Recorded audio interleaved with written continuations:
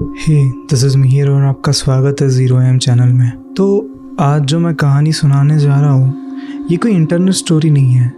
ये कहानी है, ये मैंने काफ़ी करीब से देखी और महसूस की है। जब मैं छोटा था तो मैं अक्सर छुट्टियों में बुआ के गांव जाया करता था। तो मेरी बुआ का गांव जो है वो पुणे के आगे दहीवड़ी करके एक शहर आता है छोटा सा, उसके ही करीब शिवरी करके एक छोटा सा गांव है। तो उनका जो गांव है वो काफ़ी शांत, छोटा और बहुत कम लोग रहते हैं उसमें। हमेशा मैं और मेरे कज़न्स हम लोग बुआ के घर पे मिला करते थे और हम जब भी मिलते थे तो दिन कब ख़त्म होता था कुछ पता ही नहीं चलता था। तो मेरी बुआ का जो घर है वो ज़्यादा बड़ा नहीं है, छोटा सा घर है। और फिर उस घर के बाहर हम लोग ना हमेशा खटिया डालकर बैठा करते थे। तो हम लोग पूरा दिन बाहर ही खेलना कूदना, वही हमारा पूरा दिन निकल जाता था उसमें। तो हमने खाने का जो चूल्हा होता है जहाँ पे खाना बनता है वो भी हमने बाहर ही रखा था। तो बुआ हमेशा हमें बाहर चूल्हे पे खाना बना के खिलाया करती थी। हम सारे कज़न साथ में बैठ के खाना खाते थे, बहुत सारी बातें और खुले आसमान के नीचे पूरा दिन गुजारा करते थे। सच कहूँ तो वो दिन आज भी मुझे याद आता है, क्योंकि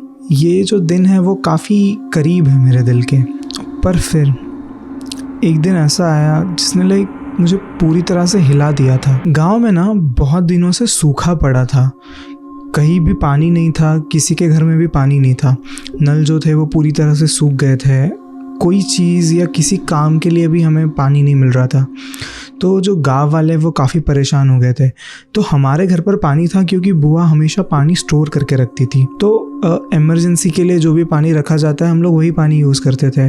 बट सारे गांव वालों के लिए ये मुमकिन नहीं था। तो गांव वाले काफ़ी परेशान हुए और उन्होंने सोचा कि हम लोग तहसील ऑफिस जाएंगे और वहाँ पे शिकायत दर्ज करेंगे कि हमारे गांव में काफ़ी टाइम से पानी नहीं आ रहा है, हमारी खेती में बहुत प्रॉब्लम्स हो रही है। तो गांव के जो भी मुखिया थे उन्होंने एक ग्रुप बनाया और वो लोग तहसील ऑफिस में गए। फिर वहाँ पर जाकर उन्होंने कंप्लेन दर्ज की। तो तहसील ऑफिसर ने कहा कि आप चिंता मत करिए, हम लोग कुछ प्रबंध करते हैं और हम लोग जो एक दूसरे गांव का पानी का पंप है वो आपके पानी के पंप से कनेक्ट कर देंगे। तो आपके जो गांव का सामाजिक नल होता है वहाँ पे आपको पानी आ जाएगा। जैसे ही तहसीलदार ने ये कहा तो गांव वालों को थोड़ी तसल्ली हुई। तहसीलदार ने कहा कि रात के 10 बजे आपको पानी आएगा, आपको पानी लेने जाना पड़ेगा। तो गांव वाले खुश तो हुए, लेकिन गांव वालों के दिमाग में एक बात घर कर गई कि जिस नल पे ये पानी आने वाला है ना वो गांव के काफ़ी कोने में पड़ता है और ऐसा कहा जाता है वो नल हॉन्टेड है। मतलब उसकी आजू बाजू की जो जगह है वो हॉन्टेड है। वहाँ पे लोगों को 17 साल की एक लड़की दिखती है जिसने राजस्थानी परिधान पहना हुआ है और वो लड़की बहुत लोगों को दिख चुकी है। तो वहाँ पर अकेला कोई नहीं जाता और रात के अंधेरे में वहाँ पर जाना मतलब खतरे से खाली बिल्कुल नहीं है। पर लोगों की मजबूरी थी, उनको जाना ज़रूरी था। तो गांव वाले गांव वापस आए और उन्होंने डिसाइड किया कि उस नल पर कोई भी अकेला पानी भरने नहीं जाएगा। तो उन्होंने कुछ ग्रुप्स बनाए और उन्होंने कहा कि ये ग्रुप्स ही बारी बारी जाकर अपना पानी, घर का पानी भर कर लेके आ जाएंगे। तो सारे गांव वाले इस बात से सहमत थे। तो दिन शुरू हुए और एक एक ग्रुप जाकर पानी भरने लगा। कुछ दिन तक तो सब नॉर्मल था, लेकिन एक दिन कुछ ऐसा हुआ जिस चीज़ ने सारे गांव वालों को पूरी तरह से हिला दिया था। शाम के 7 या 7:30 बजे हुए होंगे। तो हम सब लोग घर के बाहर ही बैठे थे हमेशा की तरह और मेरी बुआ जो है वो खाना बना रही थी चूल्हे पे। तो वो जब खाना बना रही थी तब उन्होंने किसी की आवाज़ सुनी। मेरी बुआ का नाम लक्ष्मी है। तो उन्होंने सुना कि ए लक्ष्मी पानी भरायला चल। इसका मतलब होता है लक्ष्मी पानी भरने चल। तो बुआ ने ठीक से देखा तो हमारे घर की जो एंट्री होती है वहाँ पर सुषमा आंटी और छाया आंटी खड़े थे। तो जो छाया आंटी है उन्होंने उनको आवाज़ दी। बुआ उनके पास गई और बुआ ने कहा कि यार इतनी रात को तुम दोनों क्यों जा रहे हो पानी भरने? मैं तो नहीं आ रही हूँ, पर मैं तो बोलूँगी कि तुम भी मत जाओ। छाया आंटी ने कुछ देर तक उनको घूरा और कहा कि तुला यायचंय तर ये, नाहीतर नको येऊस। इसका मतलब होता है तुझे आना है तो हाँ, वरना मत आ। बुआ थोड़ी शॉक हो गई क्योंकि छाया आंटी ने कभी भी उनसे ऐसी बात नहीं की है। बट बुआ ने इतना ध्यान नहीं दिया और बुआ ने कहा कि नहीं, मैं तो नहीं आ रही हूँ, पर तुम दोनों भी मत जाओ इतनी रात को अकेले। कुछ देर तक छाया आंटी ने बुआ को घूरा और वो बिना कुछ बोले पलटकर चली गई। तो जो सुषमा आंटी थी उन्होंने छाया आंटी को देखा और मेरी बुआ को देखा और वो भी उनके पीछे पीछे चली गई। कुछ देर तक तो बुआ को कुछ समझ ही नहीं आया कि क्या हुआ और हम लोग हमेशा की तरह खाना वगैरह खाकर सो गए। लेकिन अगले दिन जब हम उठे तो हम लोग पूरी तरह से शॉक हो गए क्योंकि गांव में ना बहुत शोर मच रहा था। तो हम सब लोग बाहर आए और हमने देखा कि जयराम अंकल जो है, तो जयराम अंकल सुषमा आंटी जी के पति है। तो जयराम अंकल सुषमा आंटी को उठा के लेके जा रहे थे अपनी घर की तरफ, और उनके साथ कुछ गांव वाले भी थे। तो सुषमा आंटी जो है वो बेहोश लग रही थी। तो बहुत सारे लोग थे तो बुआ कुछ पूछ नहीं पाई। तो पीछे से एक अंकल जा रहे थे, उन्होंने पूछा कि सुषमा को क्या हुआ, वो अचानक बेहोश क्यों हो गई। तो वो अंकल ने कहा कि सुषमा सुबह से मिल नहीं रही थी, हमने काफ़ी ढूंढा, तब हम जाके वो पानी के नल के पंप के यहाँ पे मिली। जैसे ही मेरी बुआ ने ये सुना, वो काफ़ी डर गई और भागते हुए छाया आंटी के घर पर चली गई। जैसे ही घर में घुसी, उन्होंने देखा कि छाया आंटी तो बैठी हुई है और सब्जी ठीक कर रही है। तो बुआ भागते हुए छाया आंटी के पास जाकर उनको पूछा उन्होंने कि यार तू कल रात सुषमा को कहाँ ले गई थी, वो बेहोश हो गई है।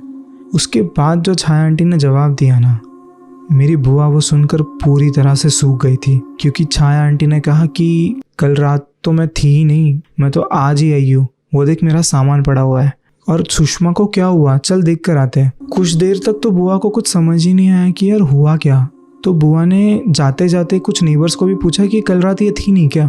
तो नेबर्स ने भी कहा हाँ नहीं, ये तो नहीं थी, ये तो अभी बस से उतर कर आई है। तो जो बस स्टेशन है वो घर के उनके काफ़ी सामने ही है। तो मेरी जो बुआ है वो काफ़ी डर गई, बट बुआ ने तभी कुछ ज़्यादा सोचा नहीं, और बुआ और छाया आंटी दोनों सुषमा आंटी के घर गए।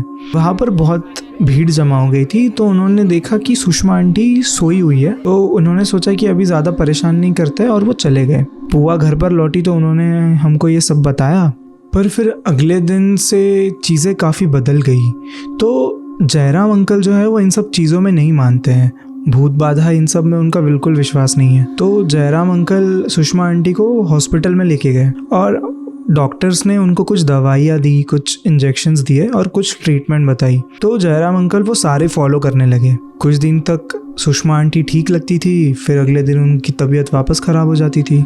इस सब के बीच में सुषमा आंटी की तबीयत बहुत ख़राब हो चुकी थी। फिर मेरी बुआ ने जयराम अंकल से बहुत रिक्वेस्ट की कि एक बार आप हमारे गांव के पंडित जी को दिखा दीजिए, शायद कुछ ठीक हो जाए। तो जयराम अंकल ने भी बिना कुछ सोचे समझे सुषमा आंटी को हमारे गांव के बहुत सिद्ध पंडित थे, उनके पास ले गए। अब जो पंडित जी थे उन्होंने जो भी उनकी विधि होती है वो की, पूजा पाठ किया, और उन्होंने एक धागा दिया सुषमा आंटी के हाथ में बांधने के लिए, और जयराम अंकल से कहा कि आपको ध्यान रखना ये धागा हमेशा इनके हाथ में बंधा रहेगा। जयराम अंकल और सुषमा आंटी घर लौट आए। कुछ दिन के लिए तो सब कुछ ठीक चल रहा था, और सुषमा आंटी की तबीयत भी दिन ब दिन बेटर हो रही थी। वो घर का काम करने लग गई थी और गाँव में सबसे मिलती थी, जुलती थी। लेकिन अभी जयराम अंकल को ये नहीं पता था कि अभी जो उनके साथ होने वाला है ना, ये एक बस डार्क फेज की शुरुआत है।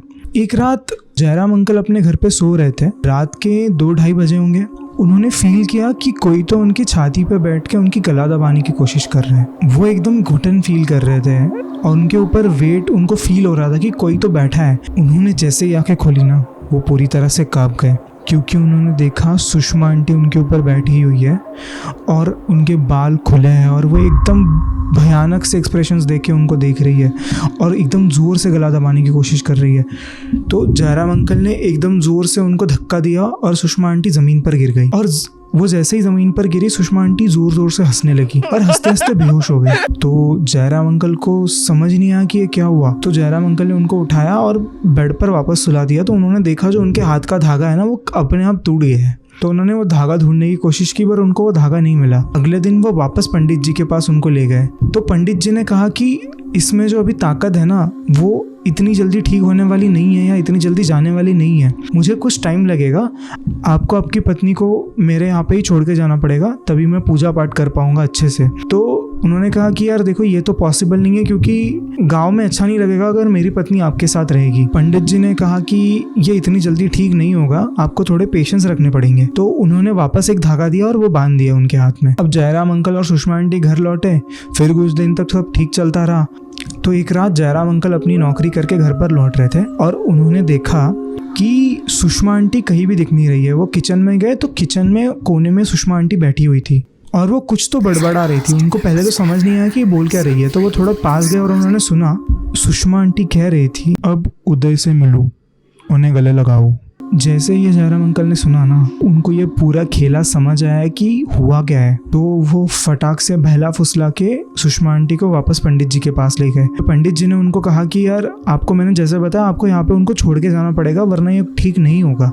पर जयराम अंकल नहीं माना। जयराम अंकल ने बोला कि यार आप कोई और रास्ता बताओ, लेकिन ये तो पॉसिबल नहीं है। फिर पंडित जी ने कुछ विधि की और सुषमा आंटी और जयराम अंकल को वापस भेज दिया और उन्हें कहा कि आपको अगले हफ्ते वापस आना पड़ेगा। कुछ दिन तक ऐसे ही चलता रहा। फिर जयराम अंकल को लगने लगा कि यार ये ठीक तो हो नहीं रही है, मुझे लग रहा है ये पंडित ना मुझे लूटने की कोशिश कर रहा है। तो जयराम अंकल ने उन पंडित जी के पास जाना छोड़ दिया और जयराम अंकल ने बाकी पंडितों को दिखाया। बट हर कोई पंडित उनको कुछ देर तक ठीक कर पाता था। कुछ दिन तक सुषमा आंटी ठीक रहती थी, पर उनकी हालत वापस वही होने लग जाती थी। जयराम अंकल को अब लगने लगा था कि यार ये भूत बाधा नहीं है, शायद ये कोई मेडिकल कंडीशन है जो मुझे अच्छे डॉक्टर्स को दिखानी चाहिए। अब जयराम अंकल सुषमा आंटी को बड़े बड़े हॉस्पिटल्स ले जाने लगे। इन सारी चीज़ों में ना जयराम अंकल का बहुत खर्चा हो गया था। वो फाइनेंशियली बहुत अनस्टेबल हो गए थे और कुछ दिन बाद उनके ऊपर बहुत सारे लोन्स भी बढ़ने लगे। पर फिर वो दिन आया, जयराम अंकल अपने जॉब पे जा रहे थे। उन्होंने सुषमा आंटी को दवाइयाँ देकर सुला दिया था और वो जब शाम को जॉब को लौटे ना, तो उन्होंने देखा कि सुषमा आंटी वैसे ही लेटी हुई है वो जैसे उनको छोड़ के गए थे सुबह। तो जयराम अंकल उनके पास गए और उनको उठाने की कोशिश की। पर फिर जयराम अंकल को पता चला कि सुषमा आंटी अब इस दुनिया में नहीं रही है, उनकी डेथ हो चुकी थी। सच कहूँ तो ये कहानी जितनी डरावनी है उतनी ज़्यादा ही दर्दनाक है, क्योंकि इस कहानी में किसी की जान चली गई। मैं अभी ये सोचता हूँ अगर उस दिन मेरी बुआ पानी भरने चली जाती तो चीज़ें शायद और भयानक हो जाती। और इसी के साथ ये थी आज की कहानी। अगर आपको ये कहानी अच्छी लगी हो तो प्लीज़ सब्सक्राइब कीजिए 0am चैनल को। मैं ऐसी कहानियाँ सुनाता रहता हूँ। अगर आपके पास भी ऐसी कोई कहानी है तो आप नीचे दिखाए हुए email ID पे आपकी कहानी मुझे भेज सकते हो। तो मिलते हैं नेक्स्ट वीडियो में। हर हर महादेव।